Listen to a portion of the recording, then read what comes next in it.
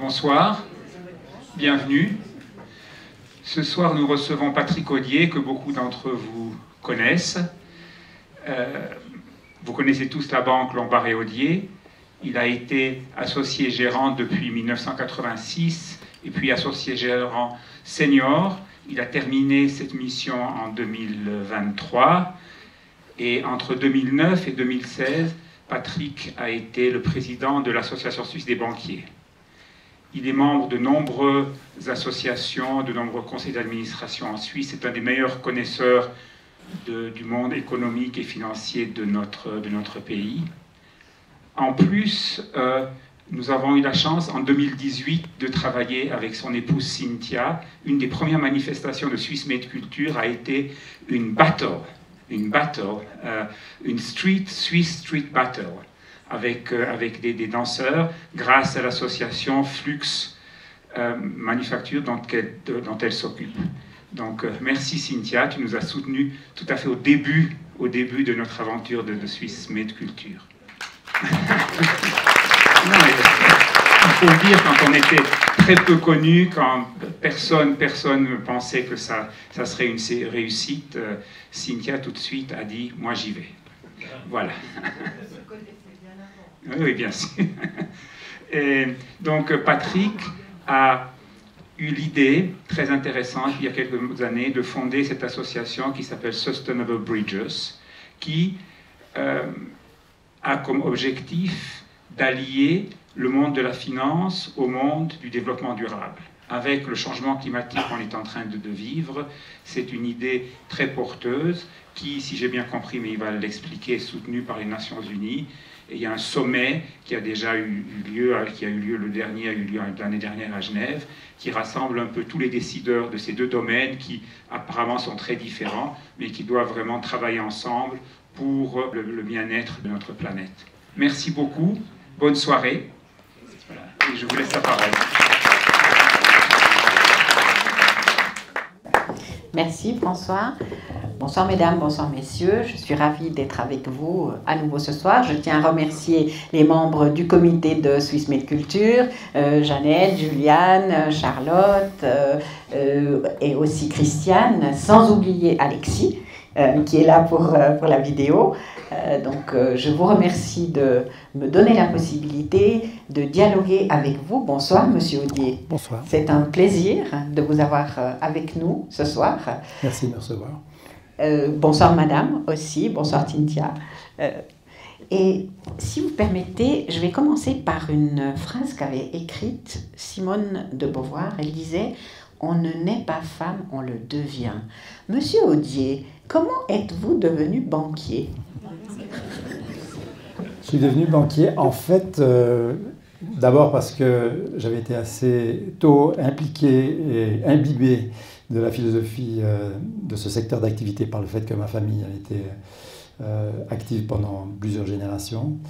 Et que donc les portes, entre guillemets, qui s'ouvraient sur ce secteur m'étaient assez facilement accessibles. Mais je suis surtout devenu banquier parce que je n'ai pas réussi à devenir vétérinaire d'abord.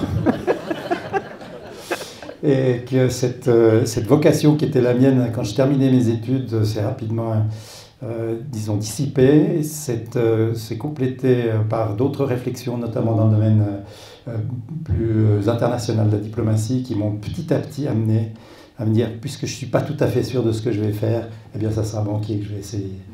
Alors vous allez nous dire tout ce que nous aurions toujours voulu savoir sur les banques suisses sans jamais oser le demander. Comment est-ce que vous la voyez, cette évolution de la banque en Suisse, Monsieur Audier ? Écoutez, d'abord, il faut rappeler que le secteur bancaire suisse est un des secteurs stratégiques de notre pays en termes de création de valeur, en termes aussi d'image, positive comme négative de temps en temps, en termes surtout d'emploi et de retombées fiscales. Et par conséquent, c'est un secteur qui mérite toute notre attention, je dirais collectivement, et que nous devons essayer de promouvoir dans tous les sens possibles pour pouvoir défendre aussi le bien-être global et collectif de la Suisse. Deuxièmement, je pense que c'est un secteur qui a vécu des transformations énormes ces 10 ou 15 dernières années et qui a montré qu'ils étaient beaucoup plus agiles qu'on voulait bien le croire, puisque évidemment ce secteur a pendant de très nombreuses années vécu un tout petit peu sur un acquis qui a duré peut-être un peu trop dans certains domaines et qui a fait qu'on le pensait un peu menacé, ce qui n'a pas été le cas. Enfin, c'est un secteur qui est éminemment axé, contrairement peut-être aux concurrences qu'on peut retrouver à l'étranger, qui est éminemment axé sur le service financier et non pas sur le produit financier. Et ça fait la différence. Le monde reconnaît la Banque suisse d'abord et avant tout parce que c'est une prestation de service et non pas parce que c'est une fourniture de produits financiers. Ça peut faire les deux. C'est d'abord une prestation de service. Et cette philosophie et culture de service en Suisse, on la retrouve dans beaucoup d'autres domaines, mais en particulier aussi dans le domaine financier. C'est quelque chose qui est devenu assez rare et qui peut-être même est devenu encore plus rare au fur et à mesure des récentes crises que nous avons vécues et qui ont fait que certains centres financiers ont tout simplement disparu parce qu'ils n'étaient pas axés justement sur cette question du service à long terme et de la confiance que ça suscite. Alors, vous êtes, on peut dire, un banquier atypique, si je puis me permettre, parce que vous vous intéressez beaucoup de finances durables. Est-ce que vous pouvez nous expliquer la différence, au fond, entre finances durables et finances vertes? Alors, d'abord, la durabilité. C'est un concept qui est assez large. C'est un concept qui est complexe aussi. Vous savez que pour essayer de définir, par exemple, des objectifs en matière de durabilité climatique, on a mis des années avant d'arriver à un chiffre tout simple, qui est celui du chiffre de 1,5 degré Celsius à ne pas atteindre ou à ne pas dépasser à l'échéance de la fin du siècle par rapport au niveau pré-industriel. Un chiffre aussi simple qu'il a fallu aussi longtemps pour pouvoir accepter comme étant un objectif à atteindre par l'ensemble de notre société, montre à quel point ces questions, que ce soit le climat ou que ce soit la nature ou que ce soit les questions sociales ou tout autre aspect lié à la durabilité, sont des questions extrêmement complexes. La finance appliquée à la durabilité, c'est comment allouer à la fois l'épargne et le crédit à des objectifs de développement de notre économie durable, c'est-à-dire de transformation du modèle de croissance économique qui touche à ses limites aujourd'hui. Il faut le dire, et je ne suis pas très heureux de devoir l'admettre, mais il faut le dire parce que le marché a connu un échec, n'a pas réussi lui-même à s'autoréguler suffisamment pour pouvoir se corriger ou corriger un certain nombre des effets négatifs de la croissance économique jusqu'ici. Et donc, la durabilité appliquée au modèle économique, c'est d'abord et avant tout de transformer ce modèle. Et un des principaux leviers qui permettent de transformer le modèle économique, global et évidemment au niveau microéconomique des entreprises, c'est le capital. Ce n'est pas uniquement le capital, c'est vous, c'est moi, la manière dont nous consommons, c'est le producteur, la manière dont on produit, c'est la technologie qu'on utilise ou qu'on n'utilise pas pour faire mieux ou différemment, puis c'est aussi bien sûr le politique et ou la réglementation qui vous fixe un cadre. Mais le capital reste, d'une certaine manière, un des facteurs ou un des leviers principaux permettant ou ne permettant pas d'orienter ou de réorienter un modèle économique vers un modèle plus durable. Alors, qu'est-ce qui a fait pour vous le turning point entre le fait que vous avez été donc à la tête de l'Association suisse des banquiers et puis que vous avez cette fibre pour le développement durable, pour le bien-être au fond de la planète? Qu'est-ce qui a fait que tout à coup vous vous êtes dit, voilà, il faut qu'on change de paradigme? Bon, chez Lombardier, pour reprendre la maison à laquelle j'ai contribué pendant 40 ans, c'est une vocation que nous avons depuis déjà plusieurs décennies, vous le savez peut-être. Et au fond, nous avons, dans les années, à la fin des années 80, début des années 90, été confrontés à plus en plus de questions posées par les investisseurs suisses et internationaux sur des aspects de politique industrielle, des sociétés dans lesquelles on les conseillait d'investir. Et donc, nous sommes assez tôt engagés dans un dialogue avec ces entreprises dans lesquelles on était investis pour leur faire part d'abord de cette, non pas inquiétude, mais de ce questionnement que se posaient certains investisseurs quant à la manière de faire ce qu'ils faisaient et puis surtout sur le quoi. Parce que dans la durabilité, il faut qu'on distingue, donc je profite, si vous permettez, de faire une toute petite précision. On parle souvent de ESG en matière de durabilité, c'est pour ça que vous ne m'entendrez pas beaucoup parler d'autre chose que de durabilité. L'ESG, c'est une facette du développement durable, c'est une facette qui correspond à une photographie de la manière de procéder ou des processus qu'applique une entreprise, soit en matière de protection de l'environnement, soit en matière de responsabilité sociale, soit dans tout autre domaine qui va de pair avec une responsabilité liée à la société. mais c'est une photo à un instant T. Et donc, il est intéressant de noter que, alors qu'on pense souvent que l'ESG ou le classement entre guillemets de sociétés sous l'angle uniquement des facteurs ESG est déterminant pour qualifier une société de durable ou pas, on retrouvera dans les classements ESG des sociétés comme des sociétés pétrolières, Total pour prendre un exemple, au sommet du classement des sociétés ESG en France. Donc c'est assez difficile à expliquer. Pourquoi? Parce qu'on s'arrête sur une photographie à un instant T de comment l'entreprise s'y prend et non pas sur le que fait l'entreprise. Et la durabilité, aujourd'hui, c'est beaucoup plus une question de transition d'un modèle économique qui a connu ses forces mais qui va toucher à ses limites, vers un modèle économique qui devient durable ou qui ne deviendra pas durable. Et la trajectoire qu'il faudra adopter par ces sociétés ou ces secteurs pour pouvoir y arriver. Cette durabilité, c'est une sorte de film par rapport à cette photographie que j'évoquais tout à l'heure. Et la manière de calculer cette trajectoire et essayer de choisir les bons acteurs autour de cette trajectoire, c'est tout le défi que doit relever le secteur financier. Alors, comment expliquer, par exemple, aux jeunes qui se mobilisent beaucoup par rapport au climat, par rapport à la durabilité, effectivement, que certaines sociétés n'ont pas forcément l'image d'être des sociétés qui vont dans le sens que vous prônez? Alors, premièrement, je voudrais dire que la durabilité est une question globale, économique globale et sociétale globale, et non pas le propre d'une problématique du secteur financier. C'est assez important.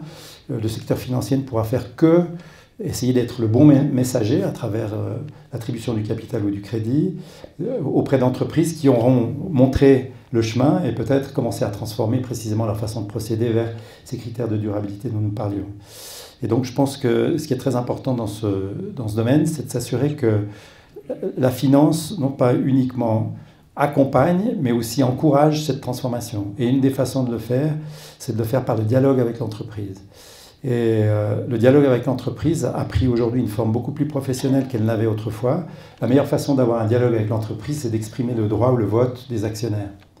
Aujourd'hui, ce droit et ce vote des actionnaires est devenu beaucoup plus systématique.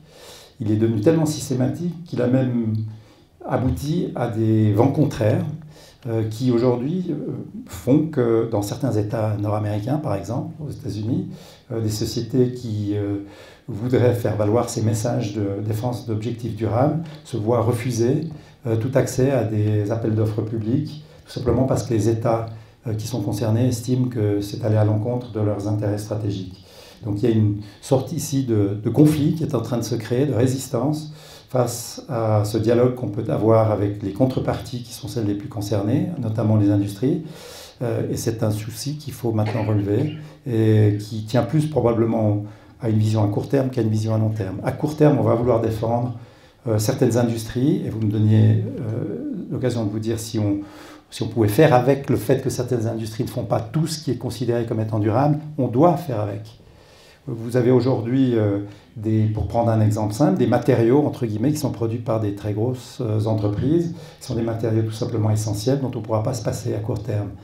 La manière de les produire ou de les extraire, c'est une autre chose. Et peut-être que la durabilité dans ces domaines-là, je prends le domaine par exemple tout simple du ciment ou du béton, le domaine de l'aluminium, de l'acier, le domaine du plastique, sont tous des matériaux dans lesquels on sait que la production aboutit à des dommages importants sur le plan environnemental en tout cas, mais dont on sait aussi dont on ne peut pas se passer aujourd'hui. Donc la question c'est comment est-ce qu'on passe ou comment est-ce qu'on dialogue avec ces entreprises pour qu'elles trouvent de meilleures manières, soit d'extraire quand il s'agit de minéraux, soit de produire quand il s'agit de plastique par exemple, soit d'exploiter, et soit de recycler.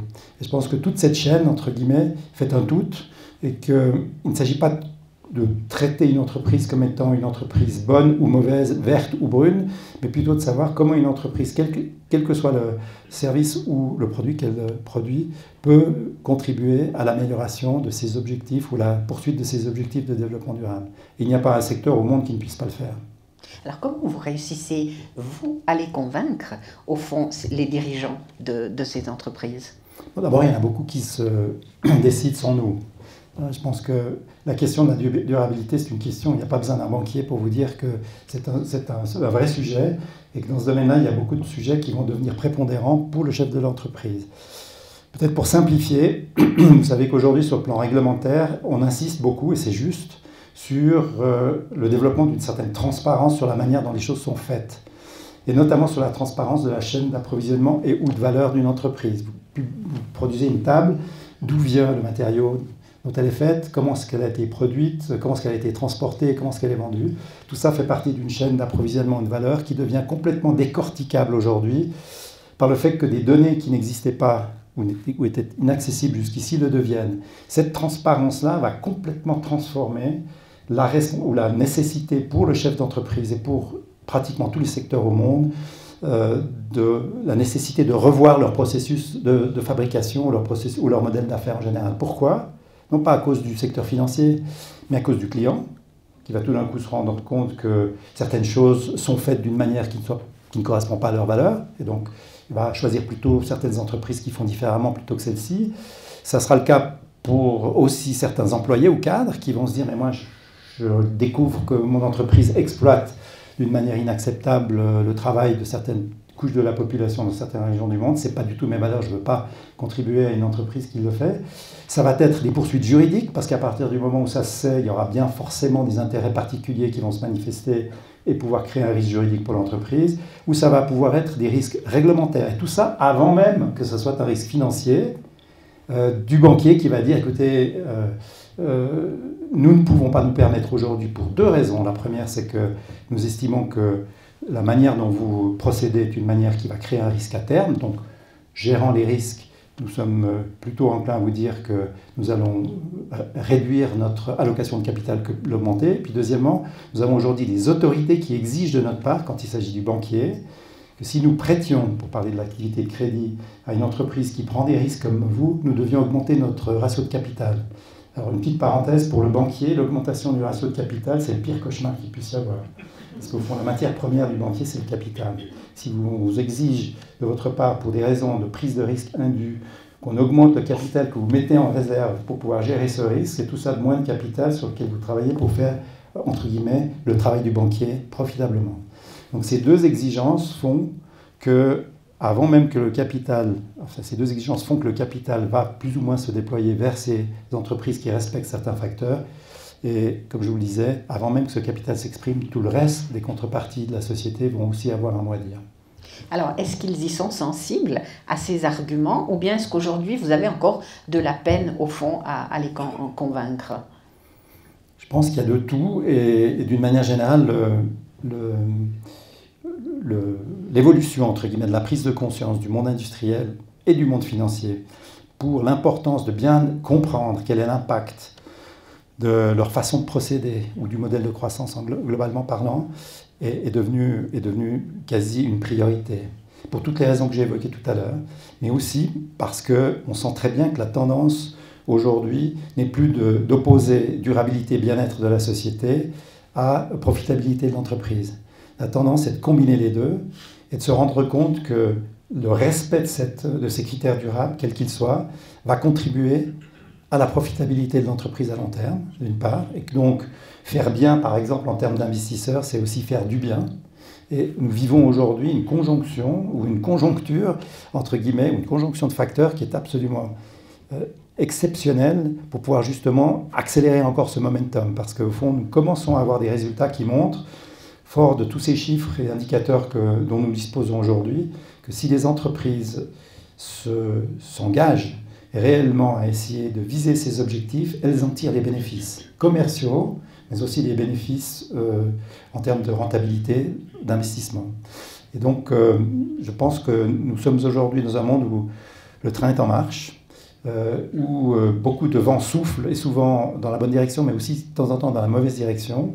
Je trouve que depuis 2 ans, maintenant, nous vivons plutôt un moment difficile, parce que d'une part, nous vivons une période sur le plan géopolitique extrêmement agitée qui fait qu'au-delà du drame qu'elle constitue cette période, eh bien, la période devient particulièrement charnière pour toutes les questions qui touchent notamment l'approvisionnement énergétique, qui est un des facteurs évidemment clés de la transformation durable, et que si vous le prenez aussi sous l'angle financier, probablement que l'investissement dans le domaine des énergies fossiles sera plus rentable à court terme qu'il ne sera dans le domaine des énergies renouvelables, encore une fois à court terme.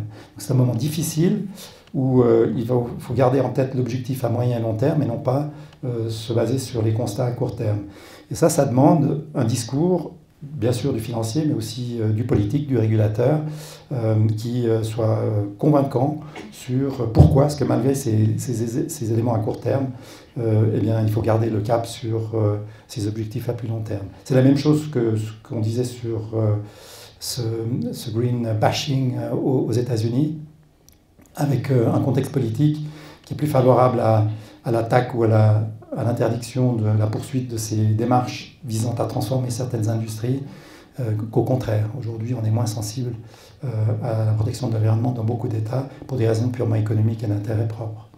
Et géopolitique aussi, justement, vous l'évoquez. Comment faire, justement, lorsqu'il y a des situations au niveau géopolitique qui font que la Suisse, pour prendre un exemple, doit accepter ou pas, par exemple, de mettre des sanctions contre un pays. Comment est-ce que vous, en tant que banquier, vous arrivez, au fond, à définir ces stratégies en tenant compte de ces situations qui ne sont pas voulues et dont vous êtes, au fond, tributaire aussi dans le domaine bancaire? Encore une fois, en gardant... Alors bon, la question des sanctions, des restrictions, etc., c'est un peu différent comme sujet. Ça a à voir avec la durabilité de notre système politique stable suisse, si vous voulez. Et je pense que dans ce cas-là, nous n'avions pas véritablement de choix, mais que de celui de s'adosser un tout petit peu plus rapidement que d'habitude aux grands standards et aux grandes décisions internationales agréées par l'ensemble de la communauté. L'exception n'aurait ni été justifiée ni été payante. Je pense que par conséquent, on a bien fait de le faire. Il y a toutes sortes, bien sûr, de réserves qu'on peut mettre à la manière dont on le fait. C'est un peu la même chose pour l'environnement. Aujourd'hui, on sait qu'on va devoir continuer à utiliser certaines formes d'énergie. Et on critique beaucoup le fait qu'on continue à les utiliser, mais à mon avis, ce qui est plus important, c'est de savoir si on va assez vite et on va assez loin sur des énergies de substitution ou de complément. Alors il se trouve que si on lit un tout petit peu l'histoire, on s'aperçoit, comme beaucoup ici le savent, qu'il y a rarement eu de sources d'énergie qui ont été remplacées par d'autres. Elles ont toujours été successivement complémentaires. Et tout ce qu'on peut espérer, c'est que la croissance qui va augmenter les besoins en énergie sera une croissance qui donnera sa place plus largement aux énergies renouvelables qu'aux énergies qui le sont moins. Néanmoins, on voit quand même des décisions et des moments très très forts dans ce domaine-là qui se dessinent. Vous l'avez vu lors de la récente COP 28 dans les Émirats, avec beaucoup de critiques. D'abord, on a commencé par critiquer la COP avant qu'elle existe parce qu'elle était là où elle était. Moi, je prétends que si elle n'avait pas été là où elle était, on n'aurait pas obtenu un dialogue avec ceux qui produisent aujourd'hui une partie de ces prestations qui sont dommageables à l'environnement. Et deuxièmement, on a vu que à la fin, in fine, même si ça a été avec quelques jours de retard, on a eu un engagement assez fort de la part de ces pays pour annoncer un retrait. Alors, reste à l'exécuter, évidemment. Mais enfin, quand même, pour l'annoncer, ce qui n'est pas rien. Alors, il se trouve qu'en plus, on se retrouve dans une région du monde qui est assez bien positionnée pour prendre le relais sur les renouvelables. Il fallait encore accepter de le faire. Je ne parle même pas des montants, entre guillemets, de capitaux qui ont été consentis par ces pays. Je parle juste du fait que ces pays ont accepté aujourd'hui de s'engager sur un délai de 30 ans, de sortir de ces énergies. Parce qu'au fond, c'est de ça qu'il s'agit. Il ne s'agit pas uniquement de penser qu'on peut sortir d'un jour à l'autre d'une forme ou d'une autre, d'une contribution dommageable à l'environnement, à la nature ou à la société. Il s'agit de voir comment, alors qu'on en a besoin, on peut graduellement améliorer la situation et suffisamment vite pour que la catastrophe soit évitée. Vous qui participez justement aussi, au fond, à ces discussions, est-ce que vous avez vraiment l'impression qu'il y a eu, je n'ose pas utiliser le mot de révolution dans la tête de ces personnes, mais vraiment de prise de conscience, ou bien est-ce que c'était parce qu'ils étaient sous les yeux de tout le monde pendant la COP en disant, eh bien pour une question d'image, oui, on va signer finalement un accord à minima, et puis après, on verra bien pour le mettre en œuvre? Non, je crois qu'on a dépassé depuis longtemps les questions d'image. Je pense que personne n'est dupe. On attend aujourd'hui des vraies décisions, et surtout on attend qu'on les implémente. Et je pense qu'il y a beaucoup de choses qui sont en train de s'implémenter, beaucoup plus que ce qu'on veut bien croire. Je fais aussi une petite parenthèse ici. Ce qui est intéressant avec ces vents contraires qu'on vit aujourd'hui, par exemple la critique du dire « oui, mais on en parle depuis 28 COP, ça fait 28 fois qu'on a une conférence mondiale avec des centaines de milliers de personnes qui essayent de participer au processus, puis qu'on continue à en avoir besoin. Ça veut donc dire que les choses ne se transforment pas assez vite, c'est vrai. Mais ce que ça doit en tout cas pas contribuer à faire, c'est que ceux qui sont en train de transformer ce qu'ils sont en train de faire, arrêtent d'en parler. Parce que je me suis rendu compte, à travers notamment ce tour de table qu'on a créé maintenant il y a 4 ans, Building Bridges, avec les Nations Unies, avec l'économie, avec le secteur financier, avec l'académie, avec la société civile, etc. Je me suis rendu compte qu'il y a beaucoup plus d'exemples d'actions transformatives qu'on veut bien croire, y compris dans des régions du monde qu'on n'entend jamais. Vous pouvez nous en donner quelques exemples? Oui, par exemple, je vous donne l'exemple de l'accès au système financier dans certains pays d'Afrique, où on avait à peine un site central d'une grande banque locale, et aujourd'hui on n'a plus un individu de ces pays qui sont des pays émergents, donc pas des pays qui sont au niveau de développement les plus développés, les plus élevés du monde, il n'y a pas un habitant qui n'ait pas accès à un service financier, simplement par une combinaison entre la technologie de télécommunication et du secteur financier. Ceci initié par un visionnaire local, il s'agit en l'occurrence du Kenya, qui a développé une prestation qui a été mise en place très rapidement dans ce pays et qui fait qu'aujourd'hui, sans avoir même eu un comptoir de banque dans n'importe quel village, vous avez un accès à la rémunération et à la prestation financière dans les deux sens, pratiquement où vous vous trouviez et qui que vous soyez dans le pays. C'est un exemple d'intégration, c'est un exemple de transformation d'un système qui permet aujourd'hui d'irriguer le rôle du capital et de la banque. C'est avant tout d'irriguer l'économie d'une manière totalement différente et qu'on n'aurait pas pu faire autrement, et sans la technologie. Ça, c'est un très bon exemple. Les microcrédits aussi qui avaient été octroyés à des femmes dans certains pays aussi pour qu'elles puissent commencer peut-être une activité. Ça aussi, vous pensez que ça a eu des résultats positifs ou bien pas forcément? Alors, le microcrédit, dont la Suisse a été un des pionniers, il faut rappeler, il y a plus de 30 ans, a été évidemment a créé un nombre d'instruments financiers nouveaux qui n'existaient pas et qui, par conséquent, a eu toute son utilité. La difficulté avec le microcrédit, c'est qu'il a très souvent été très étroitement ciblé et que ce n'est pas devenu un outil forcément totalement généralisé. Ceci dit, c'est un outil qui est de plus en plus présent dans les grandes stratégies d'allocation des investisseurs institutionnels, donc c'est une réussite. Mais il y a beaucoup d'autres instruments qui pourraient se créer et qui se sont créés. Je prends par exemple l'exemple de ce qu'on appelle les obligations vertes, dont vous avez tous entendu parler. Une obligation verte ou une obligation durable, c'est rien d'autre qu'une obligation, donc un titre de dette négociable, dont la destination des fonds est celle vers des projets ou des activités qui sont définis comme durables avec un certain nombre de critères. Et l'idée, c'est d'essayer de dire aux souscripteurs: souscrivez plutôt à ce type d'obligation si vous pensez que c'est une juste façon d'allouer le capital, parce qu'en faisant ça, non seulement vous aurez contribué à ce que ces activités puissent se développer, mais vous aurez également créé des conditions de marché plus favorables pour ces projets, qu'elles ne les auraient autrement en n'ayant pas ces produits.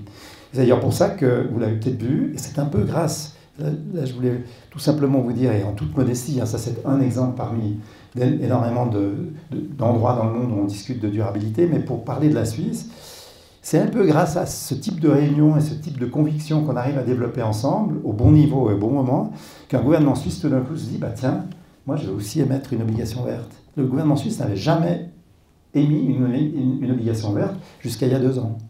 Et à force d'amener ce type de discussion sur la table et de montrer que ça avait été le cas dans bien d'autres pays, en général, on traitait et on discutait de pays en voie de développement, et tout d'un coup, on s'est rendu compte que c'était aussi utile dans un pays développé que dans un pays émergent. Eh bien, un pays comme la Suisse, qui avait le seul problème de ne pas avoir besoin de capitaux à l'époque, a émis une obligation verte. Alors, justement, vous souhaitez construire des ponts entre qui et qui ? Et est-ce que, lorsque vous faites cette réflexion, vous invitez aussi des jeunes pour les sensibiliser à ces questions, au fond, de construire des ponts? Oui, je pense, comme on essaie de le dire, tout ça, ça se fait ensemble. Ça ne se fait pas ni avec l'industriel seul, ni par le politicien, ni par la technologie seule, ça se fait ensemble. Donc il faut trouver des plateformes de discussion dans lesquelles des solutions peuvent être apportées, présentées, peut-être devenir un modèle pour d'autres et puis être répliqué. C'est ce que veut faire cette construction de Building Bridges, qui veut construire en effet des ponts entre, encore une fois, les autorités publiques, les autorités privées, notamment le capital public et le capital privé. Encore une fois, pour arriver à nos fins sur le plan du développement durable, on va devoir traiter notre manière de consommer, notre manière de produire, notre manière de développer nos modèles d'affaires, mais on va aussi devoir trouver des solutions pour tous ces pays qui, eux, sur le plan macroéconomique, ont eu à souffrir jusqu'ici d'une croissance particulièrement soutenue dans le reste du monde, qui leur a été détrimentale dans la mesure où les enjeux climatiques ne se limitent pas aux frontières des pays dans lesquels les industries ont contribué négativement à l'influence sur le climat. Donc les coûts, entre guillemets, qui sont ceux que vivent les pays en développement qui n'ont pas les moyens de pouvoir les assumer, sont des coûts qui vont devoir être assumés ailleurs. Il faut donc trouver des instruments, et ces instruments viennent en partie du capital public, pensez aux grandes organisations internationales, du capital privé également. Et quand je parle des grandes organisations multilatérales ou internationales, on voit aujourd'hui qu'elles ne suffisent largement pas. Et que par conséquent, c'est cette combinaison du public et du privé qui va faire que le capital privé, qui est bien plus en quantité dans le monde que le capital public, pourra s'intéresser un jour à contribuer à corriger permettre à ces pays de corriger ces faiblesses qu'elles ont vécues ou ces dégâts qu'elles ont connus jusqu'ici, et peut-être même transformer leurs économies de façon à ce que ce qui vaut aujourd'hui que très peu dans leur création de richesse devienne une vraie source de revenus. Prenez la nature, prenez l'Afrique. Il est clair qu'aujourd'hui, vous n'accordez, je dis assez souvent, et ça ne vient pas de moi, les abeilles n'envoient pas de factures. Et c'est pour ça d'ailleurs qu'elles disparaissent. Le jour où elles enverraient des factures, je vous promets qu'on s'en préoccuperait de manière beaucoup plus précise. C'est un peu la même chose pour les actifs naturels au sens plus large. On sait aujourd'hui qu'au Rwanda, l'espèce des gorilles des montagnes est en train de disparaître parce qu'on plante du thé sur des parcelles qui étaient boisées et qu'on a déboisées. Donc aujourd'hui, il s'agit de transformer cette idée en disant mais au fond le bois, non seulement ça va, s'il est coupé, faire que certaines espèces vont disparaître, mais en plus ça va diminuer la capacité de capturer du carbone, en tout cas de le conserver. Et donc on a un double objectif ici à pouvoir résoudre, qui est à la fois essayer d'éviter la déforestation, mais aussi de réduire les risques sur les espèces animales. Ça, ce sont des modèles qui sont aujourd'hui assez facilement mettables en œuvre. On comprend la problématique et on sait ce qu'il faudrait faire. Pour faire ça, il faut un très gros investissement. Ce gros investissement, on ne peut pas l'assumer uniquement localement. On doit le faire par une combinaison de capitaux publics, qui sont en général locaux, pour commencer, et de capital privé, qui en général vient de l'extérieur. Il ne pourra être que rassuré si les bonnes politiques publiques sont adoptées. Et donc, pour répondre à votre question, on veut faire des ponts et créer des ponts entre le politicien et sa politique publique, le capital public, c'est-à-dire l'investissement local qui va donner l'exemple et peut-être prendre le risque, et le capital privé qui va aller chercher certes la rentabilité, mais qui la voit peut-être même mieux que n'importe quelle autre source de capital. Et dans la nature, aujourd'hui, la nature, au lieu d'être une menace ou un risque, c'est une exceptionnelle source de revenus futurs pour des pays en développement, tant par la protection qu'on pourra lui apporter que par la régénération dont elle peut faire l'objet. Je prends un exemple. Le café on en parle beaucoup, mais le café comme le cacao et d'autres types de cultures sont des cultures qui ont été optimisées par ce qu'on appelle la monoculture aujourd'hui. On sait aujourd'hui que si on continue à produire du café comme on le fait aujourd'hui, vous ne buvez plus de café au petit déjeuner dans 20 ans. Pourquoi il n'y en aura plus? Pourquoi? Parce que les sols seront tellement appauvris qu'on n'aura plus la capacité de le faire pousser. Le café, il y a 40 ans, ou il y a 50 ans, c'était encore un buisson dans les forêts.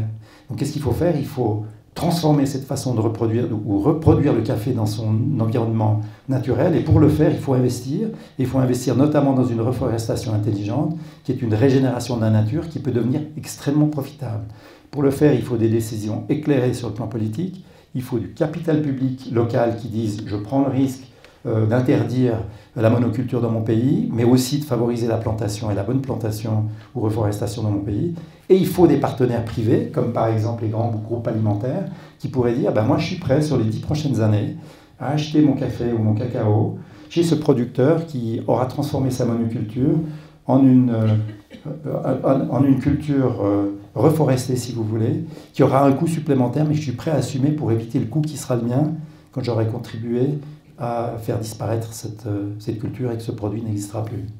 Est-ce que vous pensez que les producteurs de blé, par exemple aux États-Unis, seraient prêts à suivre votre démarche? Alors peut-être pas dans le blé, hein, parce qu'on n'est pas tout à fait dans les mêmes types de problématiques, mais il y a beaucoup d'autres domaines. Hein. Je pense à la canne à sucre, je pense à toutes sortes de domaines dans lesquels font un très gros investissement qui permettait de transformer la manière dont la culture est faite et surtout de changer de culture sur des terrains qui existent dans des pays qui aujourd'hui ne tirent aucune valeur, voire déprécient leurs actifs naturels. Je crois qu'il y aurait beaucoup de domaines dans lesquels ce serait possible grâce à des investissements bien pensés dans ce domaine-là. Et on sent que c'est en train de venir. Je n'ai pas de conseils à vous donner sur la manière d'investir votre épargne, mais je peux vous dire, intéressez-vous à ce qui peut devenir, à mon avis, une des classes d'actifs les plus intéressantes, qui est celle de la nature. Vous avez d'ailleurs, je crois, dans votre banque un Monsieur Nature, un signe. On a un Monsieur Nature, oui. C'est la traduction du fait qu'on pense ce que je viens de vous dire. C'est-à-dire de dire qu'on pense que pour régler un certain nombre de ces problèmes-là, il ne faut pas seulement arrêter de faire un certain nombre de choses, mais il faut essayer d'en faire d'autres. Et une des façons d'essayer de voir ce problème, c'est d'essayer de donner une valeur, notamment à ces actifs naturels, à bon escient. Et pour le faire, il faut des compétences que le banquier n'a pas. Le banquier, c'est un financier. De temps en temps, il a des compétences sociales, parfois il a des compétences juridiques, mais c'est d'abord un financier. Et pour ces problèmes-là, on a besoin d'industriels qui connaissent la problématique industrielle de ces domaines. On a besoin de scientifiques.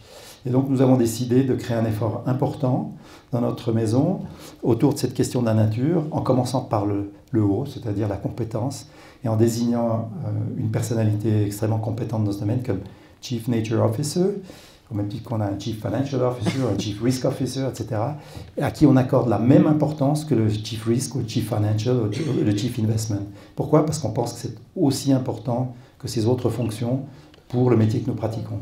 Ça fait une différence? C'est un peu tout pour dire. On a engagé cette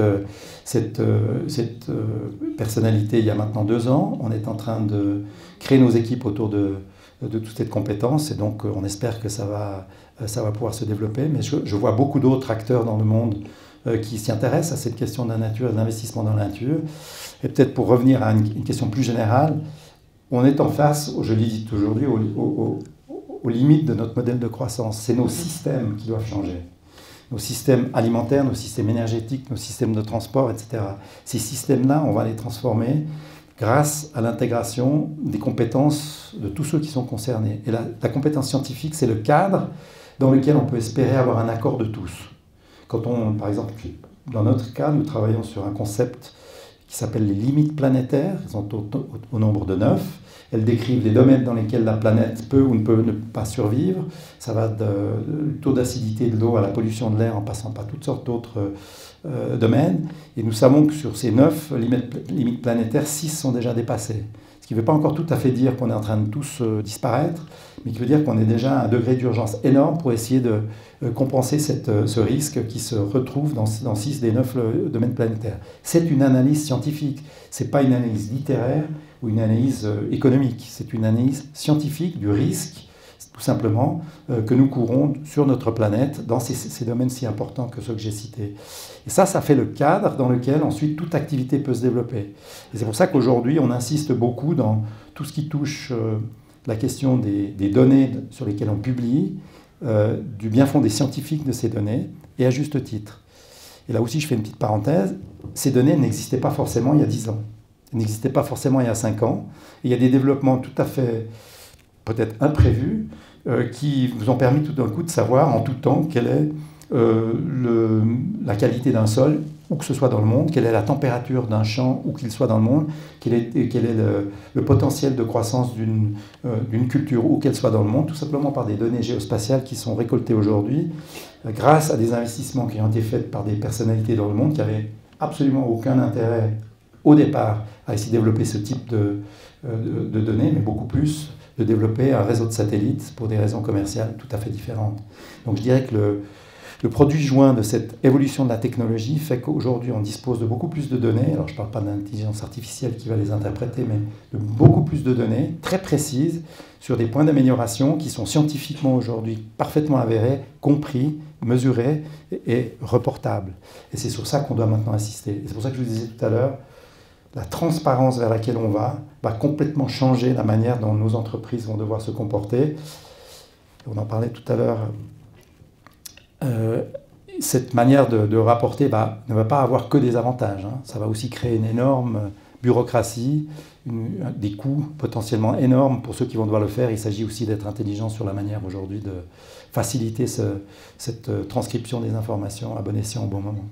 Alors, avant de passer aux questions du public, est-ce que vous pensez que les dirigeants politiques sont sensibles à cela? Parce que dans nos pays, les dirigeants politiques voient au fond à 4 ou 5 ans leur action politique par rapport à des élections ou à des réélections. Est-ce qu'ils écoutent au fond ces scientifiques qui tirent la sonnette d'alarme? Oui, je pense que oui, on est obligé au fond aujourd'hui, parce que si on ne traite pas d'une manière ou d'une autre, quel que soit le parti, et vous posez une question qui me permet de dire que probablement qu'on a été trop lentement parce qu'on a trop politisé cette question de la protection de l'environnement. Si on ne traite pas politiquement cette question, quel que soit le parti, évidemment qu'on ne va pas facilement se faire réélire, hein, parce qu'aujourd'hui, le citoyen, la citoyenne, où que ce soit dans le monde, est confronté à cette réalité. On n'a même pas parlé encore beaucoup des réalités sociales, mais c'en est une. Et donc je pense que le politicien aujourd'hui a parfaitement compris que ça devient une priorité. Je pense qu'il n'y a plus un chef d'entreprise qui n'a pas compris que c'en était une. Ce qui se passe un tout petit peu aujourd'hui avec ces critiques dont on parlait aux États-Unis, ailleurs, etc., cette bureaucratie et tout ça, eh bien, c'est que certains n'ont pas envie de parler de ce qu'ils font de bien. Et au fond, tout l'effort que nous menons avec Building Bridges, c'est que certains d'entre nous disent, même si ça prend plus de temps, même si on ne va pas y arriver de manière linéaire, on sait quel est l'objectif, et on arrive à illustrer, entre guillemets, sur quelle trajectoire nous sommes. Il faut que nous le communiquions pour que les gens et la société en général réalisent quel est le bénéfice qu'il va tirer de cette évolution. Certains d'entre nous ont très envie de le faire, d'autres qui sont directement impliqués dans leurs activités industrielles préfèrent ne pas être trop dérangés par des considérations sur ce sujet, qui n'ont pas nécessairement envie de communiquer, et puis de continuer à faire cette transformation de manière plus discrète. Personnellement, je pense que plus on communiquera sur ce sujet, mieux on donnera envie, comme par exemple à travers cet effort, à d'autres de pouvoir s'engager sur cette voie. Alors, vous avez parlé, justement, vous avez touché l'aspect social.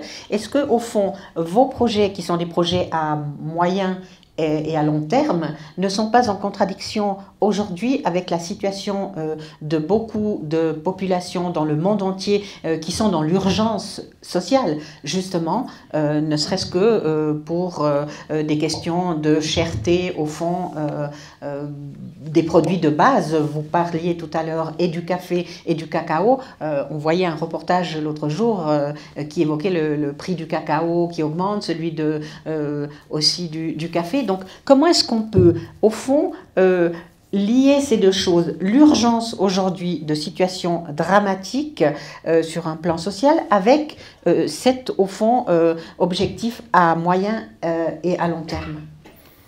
Je pense qu'il faut qu'on réalise que l'effort qu'on doit consentir aujourd'hui est moins cher que l'inaction. En d'autres termes, que le coût de ne rien faire va être supporté par la même population, peut-être pas aujourd'hui, mais dans quelques années, et on ne parle pas d'une génération, et que par conséquent, il faut être clair, ça va nous coûter quelque chose et il va falloir se préoccuper de ceux qui ne peuvent pas se permettre de payer ce coût supplémentaire. Et donc il y a des questions de redistribution, il y a des questions de fiscalité, il y a des questions d'allocation de subsides, il y a des questions de réattribution de subsides qui viennent qui doivent être évoquées. Et ça, c'est un sujet qui est extrêmement délicat parce que c'est difficile d'en faire un sujet global. Le climat, s'il fait trop chaud dans le monde, il fait trop chaud dans le monde. La difficulté de pouvoir boucler les fins de mois, elle est générée par des conditions très différentes ici ou là. Donc, ce qui est important, c'est que les conséquences sociales d'une transformation de notre système économique soient perçues au niveau politique comme étant un risque pour une minorité de la population à traiter comme tel, et puis un énorme bénéfice pour la société en général. Et donc, je crois qu'il faut qu'il y ait un partage là qui soit discuté, et probablement qu'une allocation des ressources va devoir être rediscutée sur ce plan-là. Et ce n'est pas impossible. On a même des sociétés industrielles qui ont pris sur elles de pouvoir anticiper sur ce que je prétends être une des principales priorités de ces prochaines années, cette question de la répartition du fardeau de la transition sur les différentes parties de la société, y compris le secteur privé.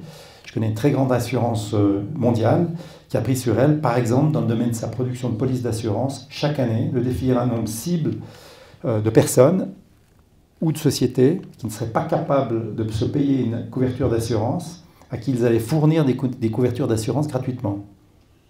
tout simplement parce que le coût de la non-fourniture de la protection d'assurance était bien plus élevé à terme que celui consenti, alors par la société privée dans ce cas-là, par l'octroi de polices d'assurance gratuites. C'est un exemple de répartition et je pense qu'on peut être imaginatif et petit à petit trouver d'autres encore façons de répartir le fardeau entre le secteur public et pas uniquement augmenter les impôts dès qu'il s'agit de compenser des difficultés ou des prestations à une partie de la population. Donc on y vient et je pense que c'est une question normale à se poser et que c'est encore une fois cette transparence dont on parle qui sera aussi une transparence sur les salaires, sur les différences entre le plus haut et le plus bas des salaires, sur la manière dont on se préoccupe du retraité ou la manière dont on se préoccupe du collaborateur en formation. Tout ça va pousser les entreprises et le secteur privé aussi à se montrer partie prenante de ce débat qui aujourd'hui est politiquement, a priori plutôt un débat au sein du secteur public qu'au sein du secteur privé. À vous entendre, on pourrait presque dire que vous êtes un banquier social. Non, je crois qu'il faut être juste réaliste. L'activité de banquier ou l'activité financière va courir plus de risques demain si ces problèmes ne sont pas réglés. Donc elle a un intérêt à essayer de participer à l'élaboration de certaines de ces solutions, à discuter de l'impact d'une solution et aussi d'essayer d'engager les sociétés qui sont, par exemple, comme cette société dont j'évoquais l'action dans le domaine des assurances, des bons exemples à suivre. Et alors évidemment, on ne peut pas le faire sans leur accord, et il faudra petit à petit que ces sociétés soient prêtes à le faire. Mais encore une fois, c'est une transformation des systèmes dont on parle. On a en Suisse de très très bons exemples de ces systèmes principaux qui sont la santé. On a parmi les plus gros acteurs de la santé en Suisse, ce sont des acteurs qui, dans bien des domaines, ne disent pas forcément tout ce qu'ils font pour pouvoir donner accès à la médication à des parties de la population qu'ils n'ont pas dans le monde et qui meurent de maladies qui ici seraient bénignes et qui sont d'un coût énorme à la société. Donc on sait qu'ils le font, mais ils ne le disent pas encore, il faut les engager à le faire. On a des groupes alimentaires, si ce n'est un groupe alimentaire mondial, qui donne l'exemple dans beaucoup des domaines, même s'il ne le fait pas partout, mais qui donne des exemples dans beaucoup de domaines, que ce soit le domaine des emballages tout simplement, ou que ce soit dans le domaine du sucre et du contenu de sucre des aliments. On a des sociétés dans le domaine financier, on l'a dit évidemment. On a des sociétés dans le domaine de la construction qui deviennent des leaders mondiaux dans le domaine de la manière de produire du ciment, etc., etc., etc. Tout ça, ce sont des bons exemples. Il faut les mettre en vigueur, il faut les mettre en exergue. Et cette table ronde, ou cette conférence et ces sommets sont destinés à petit donner du courage, donner envie aux politiques, à la science, à l'académique, à la société, à la finance, de montrer l'exemple. Si vous êtes d'accord, on va prendre quelques questions de la salle. Mesdames et messieurs, la parole est à vous. Merci Patrick pour cette très intéressante présentation. Aux dernières élections, le parti des Verts, on a vu un recul des Verts. Quelle est ton analyse de ce recul et par rapport aussi à ce que tu as? Je pense que le retrait des Verts vient du fait que le caractère éminemment politique, voire parfois dogmatique, du développement durable agite à fin contraire. Et qu'aujourd'hui, on n'est plus dans une discussion de savoir s'il faut être de gauche ou de droite pour protéger l'environnement, on est dans une discussion de comment chacun, à notre niveau, dans notre responsabilité, nous pouvons participer à ce débat et à l'élaboration de ces solutions. Et que probablement que, dans certains cas, les Verts ne se sont pas montrés assez ouverts à cette idée et ont probablement plus exclu qu'inclus une partie de ces solutions dans leurs propositions politiques. Et je pense que c'est dommage parce qu'évidemment, ça donne un signal qui pourrait être interprété comme une fatigue généralisée sur les questions d'environnement. Fatigue, entre parenthèses, qui existe. Elle existe, cette fatigue. Je suis désolé, moi, si je vous fatigue ce soir avec ce que je vous dis. Mais elle existe parce que l'implémentation est trop lente, parce qu'on n'en parle pas de manière assez concrète avec certains exemples par ceux qui les ont développés, et puis parce qu'on développe de manière réglementaire un arsenal de mesures qui coûtent aujourd'hui beaucoup plus qu'ils ne rapportent. Et donc, on sait pourquoi ça crée cette fatigue, ça ne veut toujours pas dire qu'on a tort sur les objectifs à atteindre. Et les Verts ont, sur ce plan-là, peut-être pas assez ouvert le débat sur l'ensemble des partenaires qui pourraient, comme par exemple le secteur financier, être plus actifs dans ce domaine-là. Je prends un exemple que vous n'avez pas abordé, mais que j'aborde volontiers de front, qui est le greenwashing, l'éco-blanchiment. L'éco-blanchiment, c'est rien d'autre que de tromper son interlocuteur. tromper l'interlocuteur en droit suisse. Il y a aussi d'avocats dans la salle pour savoir qu'il y a assez de moyens aujourd'hui juridiques pour poursuivre celui qui trompe son client ou son interlocuteur, que ce soit la loi sur la concurrence, même la loi sur les services financiers, le code des obligations, etc. Eh bien, on veut, et notamment les Verts, continuer à légiférer dans ce domaine-là, en particulier dans le domaine financier, alors qu'il y a bien d'autres domaines dans lesquels on devrait réglementer, notamment dans la fourniture d'informations, la facilité d'accès à cette information, le coût de cette information par les entreprises qui devraient pouvoir l'obtenir, plutôt que d'aller attaquer un problème qui pourrait un jour exister, mais qui pourrait se résoudre déjà assez facilement par tout ce qui existe déjà. Donc ces priorités, entre guillemets, n'ont pas été peut-être assez ouvertes par les Verts, et c'est pour ça que je pense que, autant, par exemple, la droite en Suisse a largement manqué le coche pendant de nombreuses années, autant son virage un peu radical, je pense notamment du Parti libéral radical, je pense qu'il y a une chance aujourd'hui qui s'ouvre avec cette prise de conscience de pratiquement tous les partis de l'importance de cette question pour leur programme politique. Faut-il interdire le nucléaire ou faut-il le reconsidérer? Non, je pense que... Alors vous avez vu que c'est aussi une approche un peu différente. La Suisse a... J'ai pas parlé de la Suisse, vous savez tous que je suis très motivé par la défense des intérêts de notre pays, mais la Suisse, honnêtement, a une situation exceptionnelle. Ce pragmatisme et cette capacité de discuter entre les acteurs de l'économie privée et les pouvoirs publics. Aujourd'hui, en Suisse, dans ce domaine-là, on a la capacité de développer des solutions qui sont différentes de celles qu'on développe dans d'autres pays. Et je pense qu'en ce qui concerne l'énergie, la fourniture d'énergie, on a pris des décisions à moyen terme, notamment en ce qui concerne le nucléaire, qui ont été le fruit de considérations à l'époque liées à des événements majeurs qui nous ont tous, bien sûr, beaucoup inquiétés. Mais on se rend compte aujourd'hui que la technologie est en train d'évoluer aussi et qu'on pourrait se retrouver, moins tard qu'on le prétend, à avoir une évolution rapide dans ce domaine, et donc par conséquent, il ne faut pas l'exclure. Et je pense qu'on est tous conscients des gros dangers et des gros risques qui constituent la manière aujourd'hui de produire de l'énergie nucléaire, mais on est aussi on devrait être tous conscients du fait que le progrès technologique est en train d'avancer assez vite et qu'il ne faut pas fermer la porte à une autre forme d'énergie nucléaire. D'ailleurs, c'est assez intéressant de voir que l'Europe, qui est beaucoup plus verte, beaucoup plus radicale ou binaire sur ce plan-là, qui est ouvert ou pas vert, pas ouvert ou fermé, mais ouvert ou pas vert, eh bien dit, le nucléaire est vert. Quand même assez incroyable. Hein, alors que d'une manière générale, on sait que l'énergie nucléaire crée des dégâts et des dangers pour nos générations qui sont importants pour toutes les raisons que vous connaissez. Donc, ouverture d'esprit. Et ça, en Suisse, on est capable de le faire. Oui, Monsieur Audet, les marchés des capitaux qui cherchent à créer des ponts avec la transformation durable sont représentés en partie par les actions, mais en grande et incommensurable partie par le crédit et la dette. En Suisse, on a dans notre culture un principe qui est très fort, qui est celui de la subsidiarité, c'est-à-dire on fait au niveau cantonal, au niveau communal, ce qu'on ne peut pas faire au niveau fédéral. Or, on observe, moi j'ai dû me battre contre ça au niveau communal même, qu'il est très difficile de faire comprendre à des politiques, même d'une orientation très verte, qu'il faut demander des crédits en remplissant des conditions durables et aux banques cantonales, souvent, d'exiger ces conditions durables aux communes, aux cantons, à tous les pouvoirs publics. Comment on peut expliquer ce manque de ponts chez nous?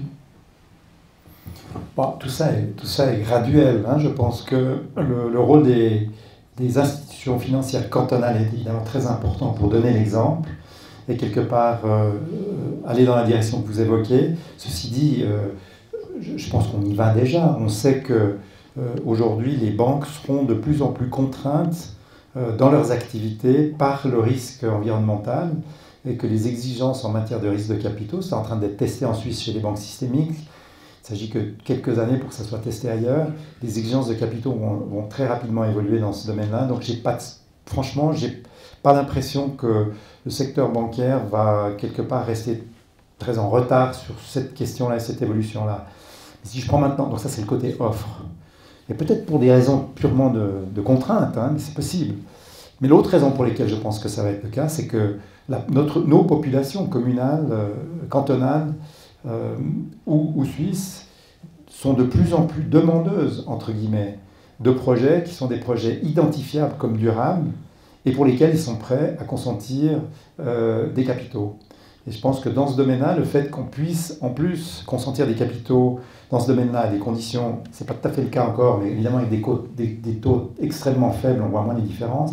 Mais disons, pour autant que les taux restent à des niveaux moyennement élevés, je pense qu'on va voir de plus en plus de différences entre des obligations ayant des critères ou à satisfaire des critères durables et les autres. Ça va par définition être intéressant aussi pour le souscripteur. Et par conséquent, la demande va tirer l'offre. Et je pense que ce n'est qu'une question de temps. On n'est pas si en retard dans ce domaine-là. Là où j'étais un peu surpris, moi, c'est de voir que la Confédération n'allait pas plus rapidement dans ce sens-là. Mais encore, comme je vous l'ai dit, alors, vous connaissez la question du frais d'endettement en Suisse. On n'est pas en train de vouloir émettre des dettes supplémentaires, mais en fait, en termes de capitaux supplémentaires aujourd'hui, si on devait émettre des dettes, je pense qu'il faudrait encourager largement la Confédération à aller dans ce sens. Je pense que la Confédération l'a compris. Alors, j'ai deux questions. Enfin, une observation et une question.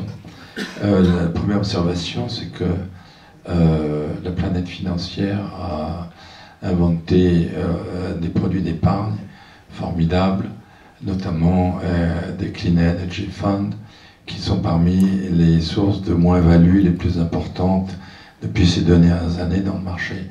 Première observation. Difficulté donc de cibler, de flécher l'épargne vers certains types d'énergie dite propre. Donc ça c'est un échec. Deuxième observation qui est en forme de question, c'est quand est-ce que vous pensez que le marché de la tonne carbone sera véritablement construit et faire en sorte que ce soit un des éléments de marché et de régulation de cette chose. Merci beaucoup pour les deux questions. La première, c'est oui, vous parlez à quelqu'un qui en souffre tous les jours. C'est vrai que ce que nous essayons de faire dans ce domaine-là, qui se traduit par des stratégies d'investissement qui s'orientent vers le renouvelable et où les sources d'énergie alternatives, ces 2 dernières années, a été un désastre. Mais pourquoi? Pour des raisons qui sont parfaitement compréhensibles, qui ont tout simplement trait à faire 2 facteurs principaux. Le premier, c'est que la limite de l'offre, entre guillemets, ou la limitation de l'offre sur certaines des énergies fossiles a fait que ces prix ont été explosés. Par conséquent, si vous vouliez vraiment investir sans regard aucun sur la manière de le faire en termes de durabilité, il fallait surtout dans l'énergie être investi dans les énergies traditionnelles, c'est clair. Donc il y a un cycle de marché qui est défavorable. Mais encore une fois, j'espère que vous êtes investisseur à long terme. J'espère que ce fonds va pouvoir vous montrer à moyen terme, je ne sais pas de qui il s'agit, mais va pouvoir montrer à moyen terme que l'enjeu à moyen terme reste pas là. La deuxième raison pour laquelle c'est aussi le cas, c'est qu'on a eu une énorme vague d'investissement mondial dans le domaine des infrastructures pour l'énergie renouvelable, qui ont permis de développer un certain nombre de sociétés, mais dans des conditions de taux d'intérêt extrêmement faibles. Et comme vous l'avez vu, à partir du moment où les taux d'intérêt ont augmenté, un certain nombre de ces sociétés se sont trouvées dans une situation de profitabilité beaucoup moins attrayante qu'elles ne furent ces dernières années. C'est un problème plus général, c'est un problème dit de la zombie économie, c'est-à-dire celle de l'économie pour laquelle l'argent ne coûte en rien, on fait n'importe quoi. En ce qui concerne l'énergie renouvelable, on n'a pas fait n'importe quoi, on a investi massivement, mais dans des périodes avec des taux d'intérêt faibles ou avec un facteur de production à coût faible, qui était le taux d'intérêt, le capital. Aujourd'hui, il est augmenté, la rentabilité baisse, certaines entreprises sont en difficulté, l'investissement est moins rentable. Je pense encore une fois qu'on est dans un cycle aujourd'hui conjoncturel défavorable, mais pas du tout dans une démonstration du côté mal fondé d'investir dans les énergies renouvelables. Et ça, vous pouvez aussi peut-être le concevoir par le fait que, comme vous l'avez peut-être suivi, 2023 est la première année pendant laquelle le montant total des investissements consentis pour les énergies renouvelables a été supérieur à celui consenti pour les énergies traditionnelles. Ça veut donc dire que les acteurs, les producteurs d'énergie, les fournisseurs d'énergie, sont en train de transformer leur modèle économique. Et si c'est le cas, ces énergies-là vont devenir prépondérantes et par conséquent, il vaut mieux rester investi. Pardon, le marché du carbone. Alors, le marché du carbone, vous avez tout à fait raison. Le marché du carbone, juste pour resituer, si le carbone reste à un prix trop faible, on va pouvoir continuer à produire ce qu'on produit sans tenir compte de l'impact négatif, et notamment sur l'émission de gaz à effet de serre, et en supporter les coûts. Il est donc important, si on veut arriver à nos fins de décarbonisation, ce qu'on appelle l'objectif de net zéro à l'échéance 2050, il est important de faire augmenter le prix du carbone. Alors, pour ceux qui sont investisseurs, vous pourriez dire, ce serait bien, il faudrait que j'investisse dans le carbone. C'est contre-intuitif, mais il est important, entre guillemets, de faire augmenter le prix du carbone pour que le coût de production, quel que soit le prix ou la prestation, puisse être rendu plus cher et fasse transformer le modèle économique dont il s'agit. Donc pour faire ça, il s'agit surtout aujourd'hui de trouver des mécanismes transfrontaliers qui permettent au prix du carbone, ici ou là, d'être le même, ou en tout cas d'être équivalent. Et pour ça, pourquoi est-ce qu'il ne l'est pas aujourd'hui? Parce que tout simplement les conditions, entre guillemets, de fourniture d'énergie ou les besoins d'énergie sont totalement différents dans une région du monde par rapport à une autre, et qu'il est probablement beaucoup moins cher ou plus cher dans une région ou dans une autre d'utiliser ou de ne pas utiliser certaines formes d'énergie. Et donc, on ne va pas réussir à trouver ou à imposer un prix du carbone qui soit unique. Ce qu'on va probablement essayer de faire petit à petit, c'est de faire qu'on compense les différences de prix à la frontière par les prix à l'importation ou à l'exportation. Ça prend du temps. Alors si vous me demandez mon avis personnel, je pense qu'on va mettre beaucoup de temps, malheureusement. Si vous allez à Singapour aujourd'hui, le prix de la tonne de carbone, c'est entre 5 et 10 $. Si vous allez ailleurs, c'est 80, et ce qu'on devrait avoir aujourd'hui, c'est 200. Donc on est assez loin du prix qu'on devrait avoir globalement, et je pense que le temps d'y arriver, ça va déjà nous détruire une bonne partie de la planète. Donc il y a une autre façon peut-être de le faire, c'est d'essayer de donner un prix non plus à ces externalités négatives, mais essayer d'en donner un aux externalités positives. C'est pour ça que je vous parlais de l'abeille ou des arbres. Je pense que si on arrivait à essayer de donner une valeur, entre guillemets, de marché, c'est-à-dire à créer un marché, ça a l'air affreux ce que je vous dis, mais si on arrivait à créer un marché positif, c'est-à-dire à donner une valeur positive à ce qu'on détruit aujourd'hui trop facilement, je pense qu'on arriverait beaucoup plus facilement à trouver le prix équivalent pour un arbre ou pour un produit naturel qu'on arriverait à trouver le prix équivalent pour une tonne d'énergie fossile ou pour du carbone. Et je crois qu'une des priorités que nous essayons aussi d'aborder ici, c'est précisément ce discours sur la nature et la manière de donner un prix aux actifs naturels qui permettent non seulement d'aller dans le sens que vous évoquez, c'est-à-dire d'être totalement conscient du fait qu'il faille la protéger, voire la redévelopper, mais aussi qui permettent à certains pays de retrouver des sources de revenus qu'ils n'ont pas aujourd'hui, parce que tout simplement, ces actifs n'ont aucune valeur. Je voudrais revenir sur cette dichotomie entre le court terme et le long terme qui est assez intéressante dans la finance durable. Donc on a évoqué les sujets politiques et géopolitiques qui ont un impact à relativement court terme sur ces enjeux. La hausse des taux, l'inflation a eu pour impact en partie un ralentissement de l'investissement ESG. Comment rester ambitieux sur l'investissement ESG face à une économie qui est relativement complexe aujourd'hui avec des enjeux à court terme? Bon, je vous ai expliqué tout à l'heure, je ne vais pas prendre l'ESG ou disons le durable.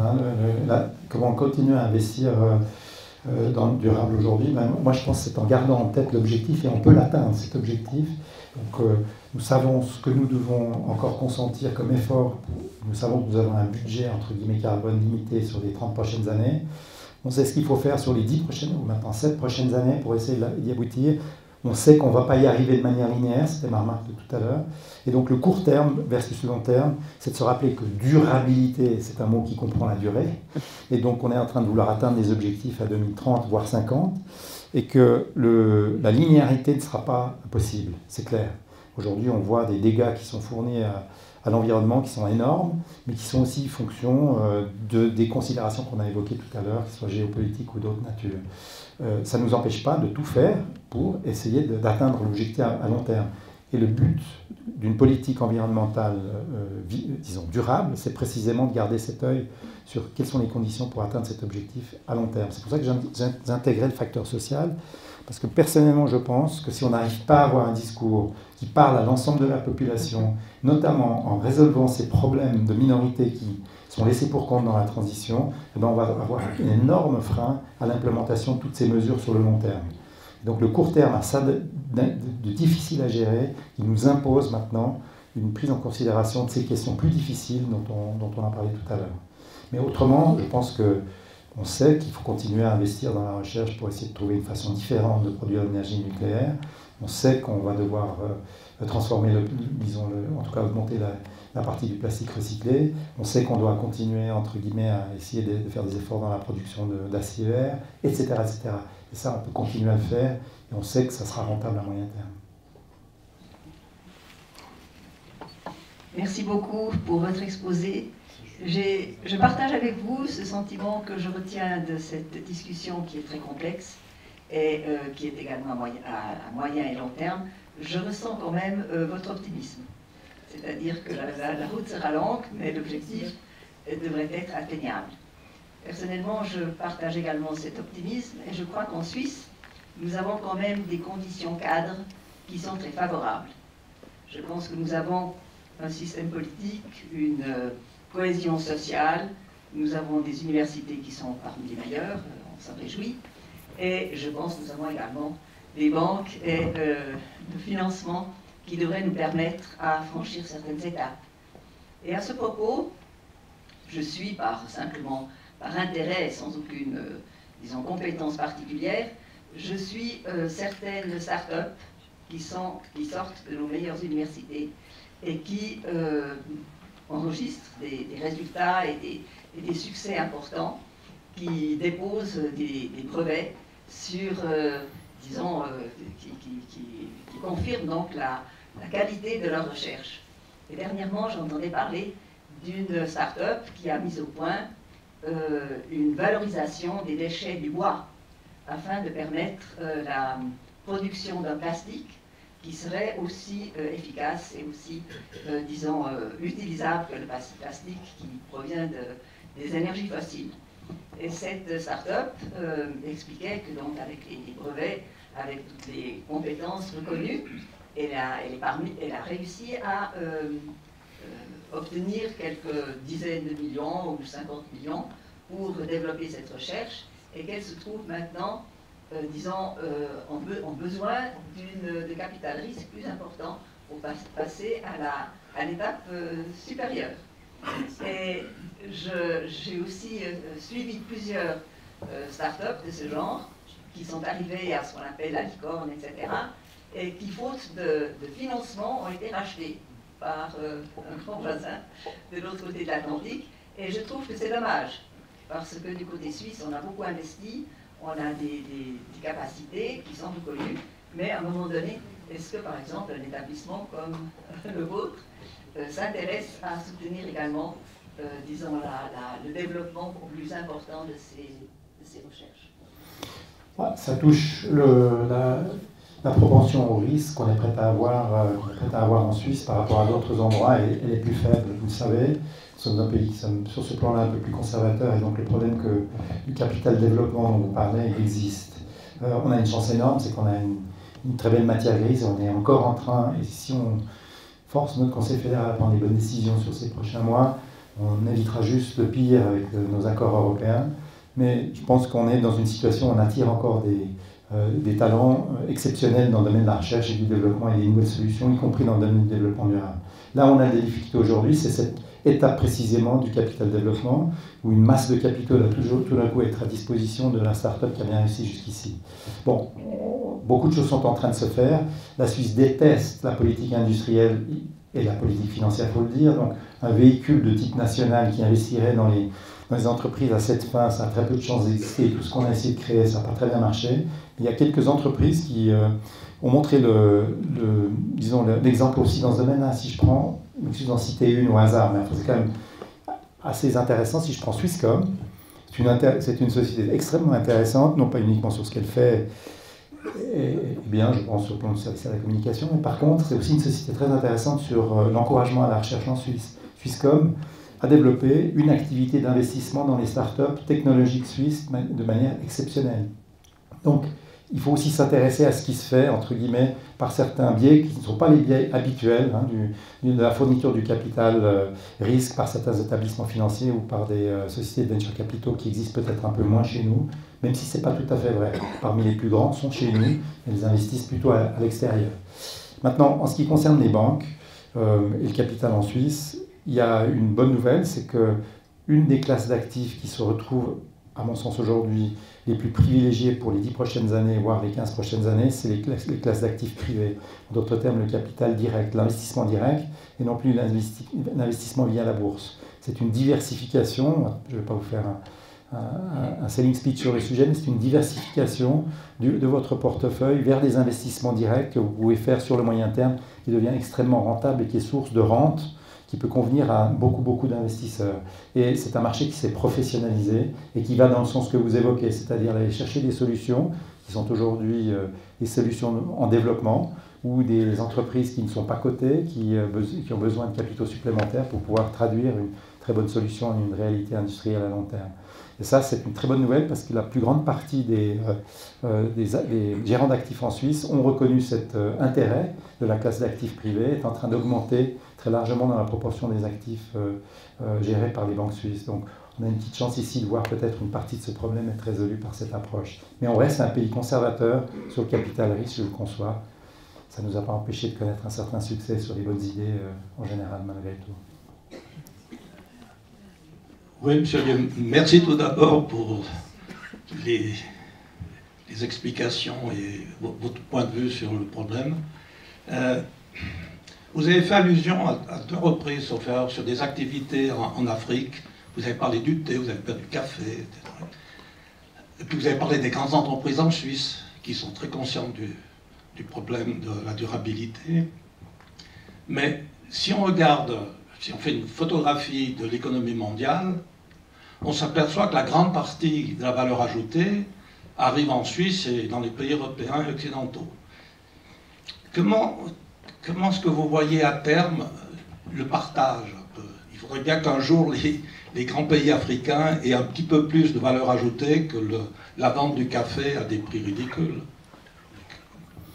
Oui, bon, il y a 2 manières de le voir. La première, c'est de bien comprendre la chaîne de valeur. Et une des chaînes de valeur, un des éléments de la chaîne de valeur, c'est l'intermédiation. Alors je dis ça en tant qu'intermédiaire financier, donc je ne devrais pas le dire, mais c'est vrai que l'intermédiation est un sujet aujourd'hui d'analyse très important, de savoir combien de la valeur ajoutée aujourd'hui, qui est celle du producteur final, lui revient par rapport à combien de la valeur ajoutée revient au producteur initial. D'accord ? Et ça, on sait aujourd'hui qu'il y a un rapport qui est largement en défaveur du producteur initial et qu'il va falloir le transformer. Donc il y a des modèles économiques qui sont en train de se développer basés sur la bonne compréhension de cette chaîne de valeur. Je pense que c'est aussi cette transparence que vous évoquiez tout à l'heure va nous permettre de mieux réaliser, au fond, quelle est cette problématique. Le deuxième aspect, c'est que c'est vrai que on a toujours l'impression, quand on parle de l'Afrique et des pays émergents, qu'on est en train de faire de la politique de développement, etc., que ça appartient à une autre forme de discussion qui est plutôt l'aide humanitaire et l'aide au développement. En fait, on est aujourd'hui en train de parler d'autre chose. On est en train de parler de la transformation du modèle économique d'une partie du monde qui pourrait passer d'un modèle économique qui est aujourd'hui un modèle économique qui subit à un modèle économique qui fournit. Et donc, tout ce que je vous disais à propos des gorilles des montagnes au Rwanda, comme exemple, il y en a 1000 autres, peut être une des solutions au problème que vous évoquez, c'est-à-dire de transformer, entre guillemets, la valeur qui est celle qui incarne les actifs qui sont dans ces pays qui aujourd'hui pourraient être tout d'un coup complètement transformés par un système économique qui dirait par exemple, si vous conservez vos forêts, on vous réduit le service de la dette. Pourquoi ? Parce qu'en conservant vos forêts, vous contribuez non pas uniquement à la question de la décarbonation dans votre pays, mais bien entendu pour le reste du monde, surtout que vos forêts sont très importantes. Pensez à certaines régions ou certains pays d'Afrique. Et pour ce service-là, vous n'êtes aujourd'hui pas payé. Par contre, la dette qu'on vous a consentie pour pouvoir redévelopper votre infrastructure ferroviaire ou électrique, elle, on vous la fait payer. Donc pourquoi pas imaginer à un moment donné que cette transformation que vous évoquez, ou que cette différence, ce gap que vous évoquez entre les pays émergents et les pays développés, ne puisse pas être résolue par cette valorisation de leurs propres actifs contre lesquels un service pourrait être fourni, pour lesquels une rémunération pourrait être fournie, peut-être en compensation d'un coût qu'on leur demande d'assumer. Un exemple. Bonjour, merci beaucoup pour cette conférence très intéressante. J'aimerais vous demander comment est-ce qu'on peut équilibrer la concurrence entre les entreprises publiques et les entreprises privées. Je pense particulièrement à l'industrie du shipping. où il y a de très gros acteurs en main privée et quelques acteurs en main publique. En main publique, les actionnaires peuvent avoir un moyen de pression pour les amener à une politique plus sustainability, alors que sur les autres, quel moyen de pression peut-on avoir? Voilà, merci. C'est la même chose probablement dans le domaine du shipping, qui est un domaine complexe, hein, où là aussi les technologies sont lentes à se développer, mais on sent qu'il y a une émergence aujourd'hui de tentatives, de solutions alternatives qui sont mises en place par les très gros acteurs, en général les très gros acteurs privés. Je pense que c'est la même chose que dans tous les autres domaines. C'est une combinaison de la réglementation dans le secteur public avec la force du politique qui oblige l'acteur à pouvoir transformer sa manière de procéder, et du secteur privé, c'est-à-dire le consommateur du service qui va dire, moi, si vous continuez à ne pas prendre des mesures pour pouvoir réduire votre contribution à l'émission de gaz à effet de serre, je ne passerai plus par votre société. Donc, je pense que c'est vrai dans le shipping, comme c'est vrai dans n'importe quelle autre entreprise. Vous allez de plus en plus à avoir des pressions qui viendront à la fois du régulateur et du politique, mais aussi de la consommation du consommateur, voire du risque juridique que prennent ces sociétés à ne pas agir plus rapidement dans leur domaine. On ne va pas arriver à contraindre, entre guillemets, une transformation autrement que par ces incitatifs-là. Nous allons prendre la dernière question. Oui, bonsoir, Guillaume Taylor. J'ai eu le privilège de présenter à Building Bridges. Et un des sujets qui a été soulevé, et vous l'avez évoqué, c'est qu'on essaye de pousser les investisseurs en aval à investir dans des sociétés vertueuses, à investir dans le développement durable, tout en amont ne changeant pas le cadre de référence dans lequel on fonctionne. Vous avez fait allusion à ça par rapport à la banque. Donc comment est-ce que nous, financiers, pouvons vraiment innover? Et l'innovation, ce n'est pas seulement là où on investit, mais les mécanismes de financement qu'on donne. Après, il y a toute la question de taxation, de comptabilité, de réglementation, de droit qui ne change pas vraiment. Alors, quel est notre succès en changeant et en innovant en aval, mais en restant tel quel en amont? Bon, c'est un énorme sujet, merci de la question. Peut-être permettez-moi de résumer un tout petit peu ma pensée sur ce plan-là. On investira de manière durable pour le compte de tiers ou pour son compte personnel que si ça correspond à une conviction que c'est la meilleure manière de rendre l'investissement rentable à terme. Si on ne fait pas ça, et qu'on fait ça pour des raisons morales ou pour d'autres raisons, les risques sont beaucoup trop importants de se retrouver pris à défaut. Donc tout instrument qui viendrait compléter cette conviction d'investissement qu'on pourrait mettre en place doit venir de cette conviction qu'il manque un instrument et non pas du fait qu'on ait un produit à vendre. Je pense que vous partagez cet avis. Et je pense que le secteur financier est assez innovant pour pouvoir se rendre compte que dans certains domaines, il manque encore en effet des instruments. Il manque peut-être aussi des infrastructures. Pensez à la finance d'impact, dont on parle souvent encore ici, en disant ben voilà, c'est le projet X ou le projet Y, etc. Pourquoi c'est qu'un projet? C'est qu'un projet parce qu'en général, on n'arrive pas à rendre liquide l'instrument par lequel on finance cette idée. Si un jour les bourses, entre guillemets, arrivaient à développer des segments qui permettraient de rendre liquide un instrument qui permet d'avoir un impact aujourd'hui isolé, on rendrait ces impacts beaucoup plus importants. Donc il ne s'agirait même pas d'un instrument nouveau, mais simplement d'une infrastructure qui permettrait de rendre plus liquide des instruments existants. Je ne veux pas devenir technique, mais si je prends tout ce qui touche aujourd'hui l'évolution de ces types de classes d'actifs comme les obligations durables, les obligations vertes, les obligations humanitaires, etc., les obligations éducatives et tout ça, sont autant d'instruments qui peuvent canaliser l'épargne dans des directions qui sont des directions dans lesquelles la conviction d'une rentabilité à terme est faite et démontrable. Et je pense qu'on a moins besoin d'instruments nouveaux qu'on a besoin de cette conviction, qu'on a encore un mélange aujourd'hui de produits financiers malheureusement, parce qu'évidemment il y a un certain attrait, les gens ils sont intéressés, ils sont sensibles, qui ont une vocation peut-être un peu plus morale qu'une vocation économique. Donc, je pense que la clé du succès du développement durable, c'est de faire qu'il y aura convergence entre l'intérêt financier et les intérêts de la planète. Monsieur Audier, merci beaucoup, c'était passionnant.